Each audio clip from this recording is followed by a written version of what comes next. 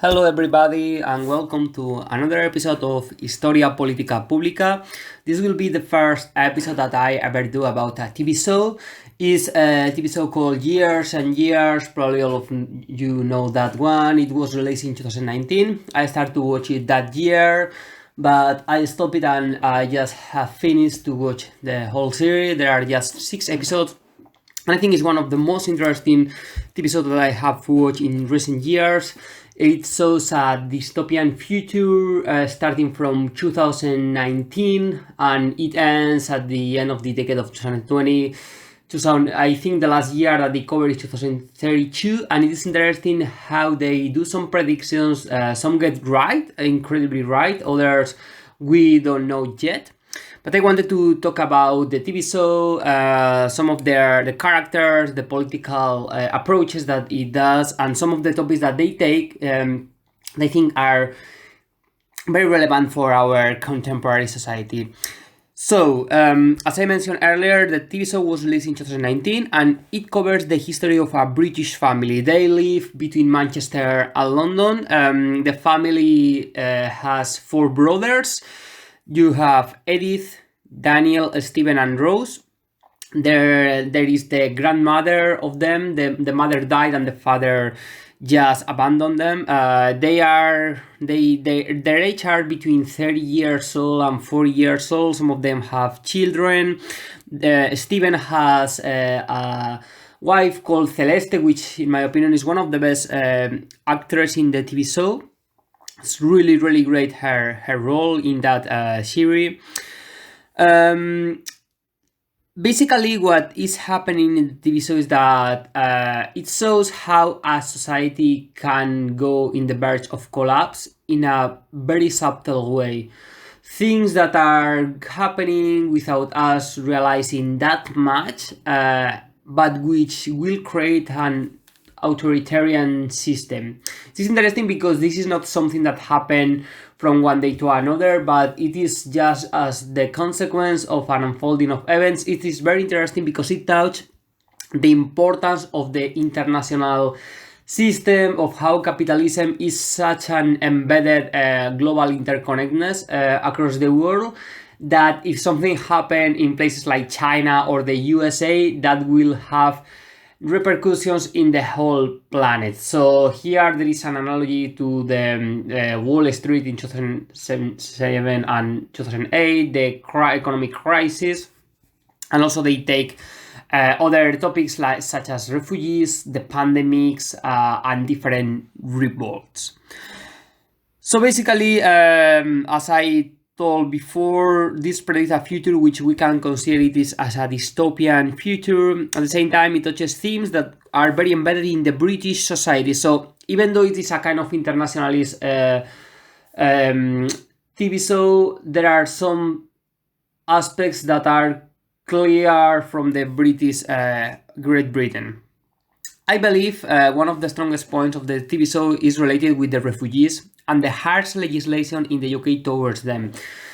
This is very important because since the Conservative Party got in power like more than 10 years ago, first with Cameron, later with Theresa May, after with Boris Johnson, then with Liz Truss, and now with Rishi Sunak, the legislation against the immigrants and refugees has become much harder. I mean, Brexit is only the global exemplification of all that, but deep down there are other measures which are making more difficult for refugees and immigrants to come to the Great Britain. And just last week it was released another harsh measure to deport all those people who came across the Channel of Calais. This is a topic precisely that is touched in the TV show in the 4th episode.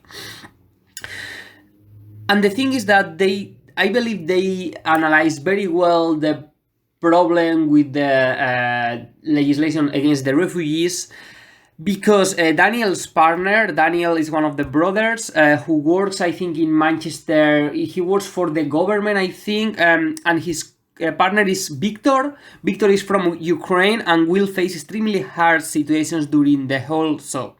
Victor came to UK as a refugee, but obviously this makes him face all the issues with his legal status and so on. And the TV show is very interesting in that point because it touches how a person, like the dichotomy between Daniel and Victor, two persons who love each other, one is British, one is from Ukraine, and how the latter will be forced to kind of not having a permanent residency, and Daniel, because his love with Victor is such great, he will be willing to face any difficulty to help his partner.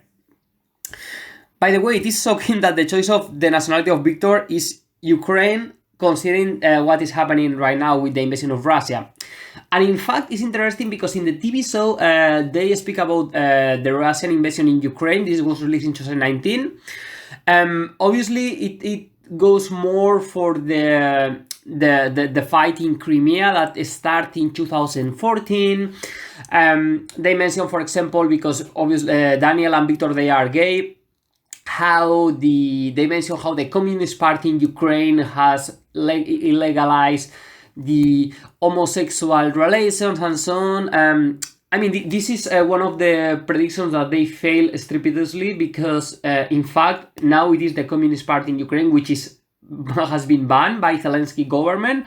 But this is something, obviously they cannot predict everything correctly, but there are some things about that related with Russia and Ukraine that they have nailed it, surprisingly.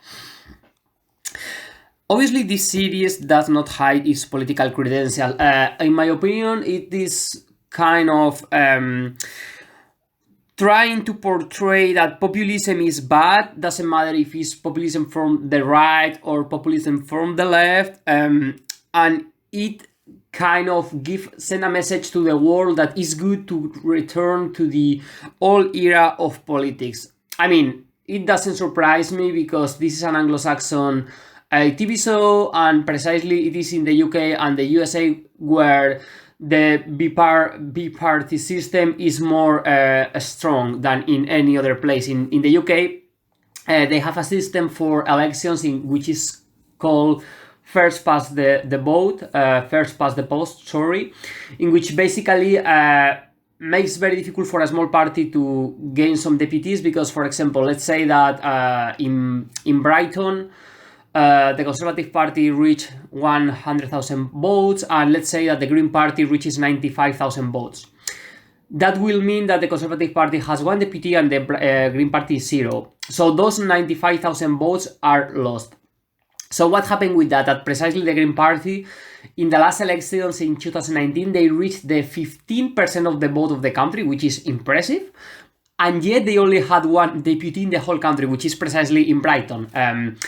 That I use as an example, and like that is in every place. For example, in London there are different boroughs, and for example in the borough of Camden, the Labour Party last election they reached, if I am not wrong, the 86% of the vote, whereas the Conservative Party, I think it was the 10, something like that, and yet Labour Party won one deputy, Conservative Party 0, and in Kensington and Chelsea, Conservative Party won by just 150 votes, which is ridiculous, and they got 1 and Labour 0, so it was still the same. So that makes that for a small party who want to be created and raised, it's really hard. In the USA, I mean, what can we say? Like, there you need money, you need a lot of money to fund your campaign. So if a new party, like let's say people like Podemos in Spain, the French Insoumis in France, or the Syriza in Greece, the Five Star in Italy, different parties, it's very difficult to start from nowhere and reach the power. In Spain, for example, even though the electoral system, we can consider it as unfair because it gives less representation to the cities comparing with the countryside, and yet a party like Podemos can have raised and got the staggering number of 69 deputies in 2015 election. But that in the UK and the US is really hard that happen. So speaking about boring politics and the return to the old era when neoliberalism has clearly triumphed as the main ideology, that is the time between 1989 and 2008. So between the the fall of the Berlin Wall and the consequent dissolution of the Soviet Union until the crisis of 2017 of 2008. The brothers are speaking, the four brothers, like Rose, Daniel, Edith, and Steven, and some of them, I think it's Daniel, says, quote, "I miss the times when the news were boring and we used to sleep while watching them." So basically those decades in which, okay, nothing is happening, you have the center-left, center-right, Labour Party, Conservative Party in the UK, they are the same. Basically, the only difference is that the Labour Party has a kind of more inclusive rhetoric than the Conservative Party, and the Conservative Party, obviously, they use a kind of more exclusionary elitist approach, but at the end, the measures are quite similar. Obviously, until a person like Jeremy Corbyn appears, in which he obviously wants to give more rights to all the communities, make the arrival of immigrants easier, and so on. So you can argue that in 1920s all the politicians were similar in Europe, but after 2010 that argument doesn't sustain anymore, whether you like them or not. You cannot compare people like the people of Podemos, of the French Insoumis in France, or like the Syriza in Greece, another different movement with the far right, for example. But here is against populism, and in fact, in one of the interesting predictions of the TV show, is that regarding with the themes of refugees, Daniel and Victor, they need to stay in a place in which the refugees are accepted. What happened that Europe at the middle of the 2020th decade is involved by this kind of wave of far-right politicians which are occupying almost the whole continent. In France, the Front National has won the election, and well, they do not say that Marine Le Pen is leading, but there is the far-right neo-fascist government. In Italy, I think also the same, which this is crazy because now we have Giorgia Meloni as an heir of the neo-fascist party in Italy that won the election just last year. But the only place in Europe in which the refugees are accepted is precisely Spain, and it's interesting because they call Spain as the socialist Spain. So yeah, Daniel and Victor, they go to Spain, they stay there some years, so it's interesting because I think it's 2025, so they assume that the coalition between Podemos and PSOE has won not just the election of 2019, but also the next one, and is for that has been created the Socialist Party. Obviously, they never mentioned the names of the political parties, apart from the one in France. I think they mentioned the Front National. But what happened that in Spain, somewhere between 2025 and 26, there is a revolution, which is interesting because it's called in the news of the TV show, the Spanish Revolution, which is the title that in the English academic test they give to the revolution that started in Catalonia the day after Franco did the coup d'etat. The day before 18th of July of 1936 is when the people in Catalonia revolt against the fascists, and basically at the end they took the city of Barcelona, and with the alliance of the CNT members who had been creating different movements for many decades, they were able to create a kind of anarchist federalist area which lasted for 9 months. It worked very well until it was suppressed first by the communists led by Stalin and later by the Francoist forces. But the concept of Spanish Revolution is considered by many anarchists as perhaps the best example in the history, in the modern history at least, of the kind of an anarchist-led organization.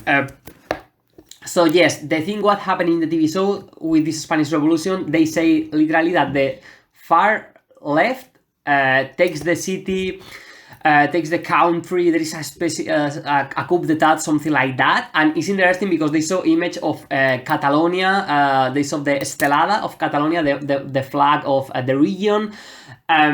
So yeah, basically in a subtle manner, they criticize those far left movement, and they relate them with Catalonia, obviously making a clear reference to the Spanish Revolution of 1 century before, and so on. So it's clear that in the TV show they do not want to align themselves neither with the far right, neither with the far left. So they prefer a kind of centrist, politician, boring style. The TV show narrative goes across the whole 2020th decade, and there are some predictions that unfortunately have been fulfilled. For example, one that it impressed me incredibly well, which is like the sad legislation which has been abolished, the Roe and Wade law that has been overthrown in some states of the US. The Roe and Wade was a law to permit to make the abortion legal. It was in 1973, and just last year in 2022 was eliminated. There was many movements in the streets in the USA. It created a huge turmoil across the world, not just in that country.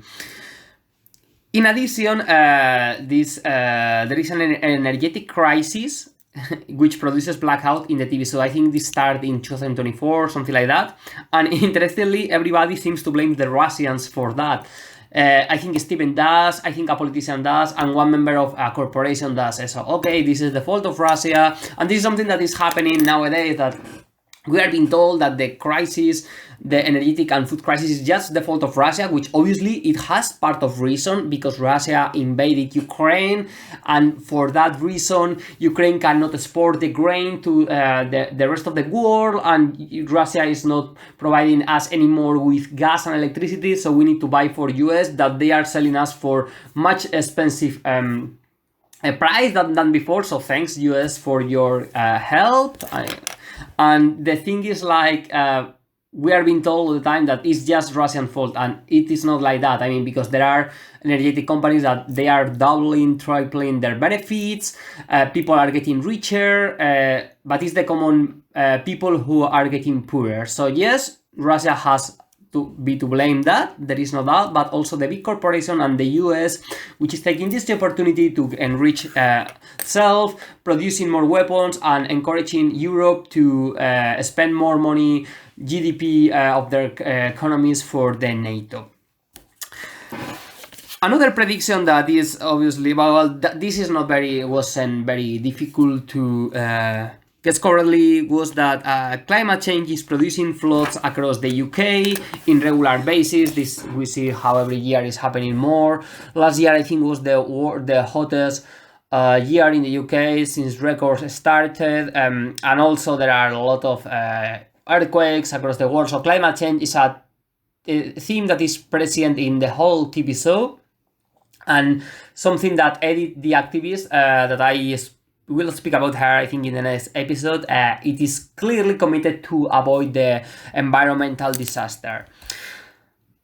This without mentioning the subtle legislation to impose worse conditions on refugees arriving to the UK. I mentioned that earlier, but yes, I have participated in many demonstrations to support refugees in the UK, because every year they are facing more difficulties to arrive to the country. Last year there was a huge scandal because the Conservative Party approved a law to deport the refugees to Rwanda, a region where there is a civil war. Precisely, many people were sent there. Others, there were a time where the activists blocked the streets, and the bus with the refugees could not get to the airport. So that was a victory for the civil disobedience movement. Because it's absolutely incredible that in 2022 there are people who are just being treated as objects. They are being sent to another place. They are not cared of by the government. And in the TV show they speak a lot of times about the detention centers, and specifically they speak about Jalswood and the Three Bridge one. The detention center are those places where the refugees and immigrants are imprisoned. There is a prison. I have read many testimonies of them. My colleagues from the Prisma newspaper have done some interviews, have been there, and the conditions that they face are horribly. Some people are raped in the detention centers, and this happened in a liberal democracy such as the UK.